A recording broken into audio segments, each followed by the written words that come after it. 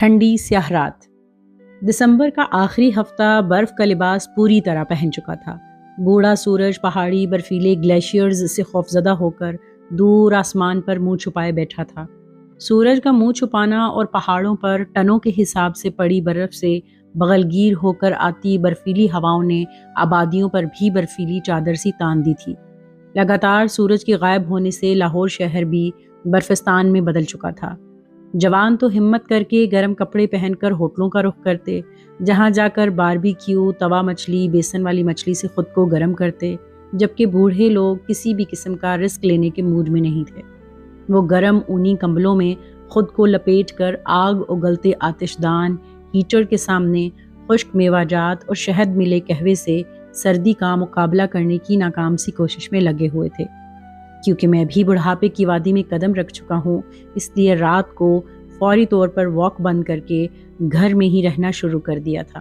کیونکہ میرا میٹابولزم اس قدر طاقتور نہیں تھا کہ سرد برفیلی ہواؤں اور ٹھنڈ کا مقابلہ کر سکے۔ آج رات بھی ٹھنڈ اور قہر نے پورے شہر کو اپنی لپیٹ میں لے رکھا تھا۔ عشاء کی نماز کے بعد گلی میں دیکھا تو برفیلی دھند میں ڈوبی نظر آئی۔ ہر طرف خاموشی اور پراسرار سناٹے کا راج تھا۔ لوگ اپنے اپنے گھروں میں دبکے بیٹھے سردی سے بچاؤ کی کوشش کر رہے تھے۔ میں نے چند قدم گلی میں ہی واک کی ناکام کوشش کی، لیکن چند قدم چلنے کے بعد ہی سر پر ٹوپی اور گرم مفلر کے باوجود یخ برفیلی ہواؤں نے شدت سے اپنی موجودگی کا احساس بلکہ ناراضگی کا اظہار کیا کہ اس ٹھنڈے ٹھار برفیلے موسم میں جب جوانوں میں واک کا حوصلہ نہیں، تم نے کیسے جرأت کی کہ آ کر برفیلے موسم میں واک کرو۔ لہٰذا مجھے شدت سے ٹھنڈ کی ناگواریت کا احساس ہوا اور میں تیزی سے گھر کی طرف پلٹا۔ اب مجھے شدت سے اسٹڈی روم کی گرم نرم گداز رضائی یاد آ رہی تھی، جس سے آج کل میری دوستی ہے۔ میں کھانا کھانے اور عشاء کی نماز کے بعد کمرہ گرم کرنے کے بعد جب آرام دہ بستر پر خود کو ماں جیسی آغوش والی رضائی کے حوالے کرتا ہوں تو چند منٹوں بعد جسم کی حرارت سے رضائی کے اندر کا ماحول پرسکون زیست آفریں آرام دہ ہوتا ہے۔ پہلے تو جسم کی رگوں میں حرارت آمیز احساس رینگنے لگتا ہے، پھر جیسے جیسے رضائی گرم ہوتی جاتی ہے میرے جسم کا انگ انگ فرحت انگیز حرارت کے کیف انگیز سرور سے روشناس ہوتا چلا جاتا ہے۔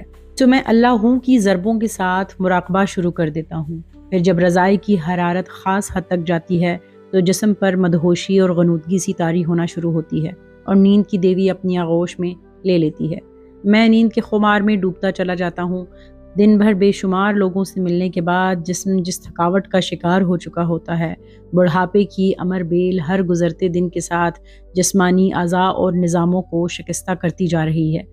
جسم میں موجود توانائی کے ذخائر کمزور پڑتے جا رہے ہیں، تازہ خون کی سپلائی کم ہوتی جا رہی ہے۔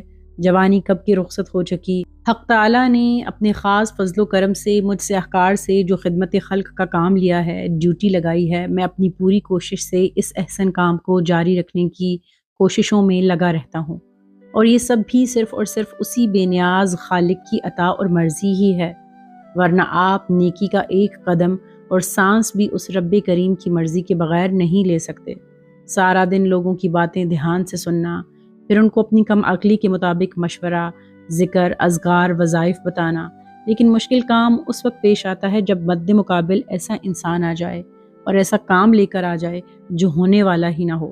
مثلاً 50 سال کی عورت کہے کہ میں نے 25 سال کے نوجوان لڑکے سے شادی کرنی ہے، یا کوئی عورت یہ کہے کہ فلاں بندے سے مجھے شادی کرنی ہے، اس کی پہلی بیوی بھی موجود ہے لیکن میں نے پھر بھی شادی کرنی ہے، یا پھر کوئی ایسا عمل کریں وہ پہلی عورت کو چھوڑ کر صرف اور صرف میرا ہو جائے۔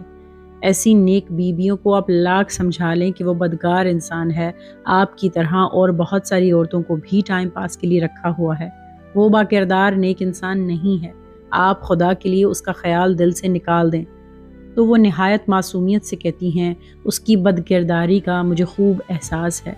تو سر آپ کس مرض کی دعا ہیں؟ کوئی ایسا وظیفہ عمل چلا کریں کہ وہ صرف اور صرف میرا ہو جائے۔ ایسے کیسوں میں آپ جتنا مرضی سمجھا لیں، لیکن ان کی سوئی ایسی اٹکی ہوتی ہے کہ مجھے میرا محبوب چاہیے۔ یا جب کبھی کوئی ساس آ کر یہ کہتی ہے کہ پروفیسر صاحب میری بہو دنیا کی سب سے بڑی جادوگرنی ہے، ظالم بد کردار ہے، اس جیسی خراب عورت زمانے میں نہیں، آپ بس اس کو طلاق کروا دیں، وہ ہمارے گھر سے چلی جائے، تو میں پوچھتا ہوں اس کے بچے ہیں؟ تو وہ کہتی ہیں ہاں بچے ہیں لیکن میں ان کو خود پال لوں گی، آپ بس طلاق کروا دیں۔ میرا اگلا سوال یہ ہوتا ہے آپ یہ بتائیں کہ آپ اپنے بیٹے سے کیوں نہیں کہتی کہ وہ اپنی بیوی کو طلاق دے دے؟ تو وہ کہتی ہیں وہ تو رن مرید ہے، وہ کبھی بھی طلاق نہیں دے گا، بس آپ طلاق کروا دیں، میں آپ کی ہر بات مانوں گی، آپ کو راضی کر دوں گی۔ اور جب میں صاف انکار کرتا ہوں کہ باجی میں طلاق والے کاموں میں نہیں آتا اور نہ ہی میں طلاق کرواؤں گا، جب اس کا میاں آپ کا بیٹا خوش ہے تو آپ طلاق کیوں کروانا چاہتی ہیں؟ تو ساس صاحبہ بہو کی بدکرداری پر اتر آتی ہیں۔ میرے انکار کرنے پر وہ کسی دوسرے بابے کی جیب نوٹوں سے بھر رہی ہوتی ہیں۔ ایسے لوگوں سے مل کر الجھن اور بیزارگی سی آ جاتی ہے اور تھکاوٹ بھی، یعنی ایسے لوگوں کو برداشت کرنے سے جسم تھکاوٹ سے چکنا چور ہو جاتا ہے اور پھر رات وہی آرام مانگتا ہے۔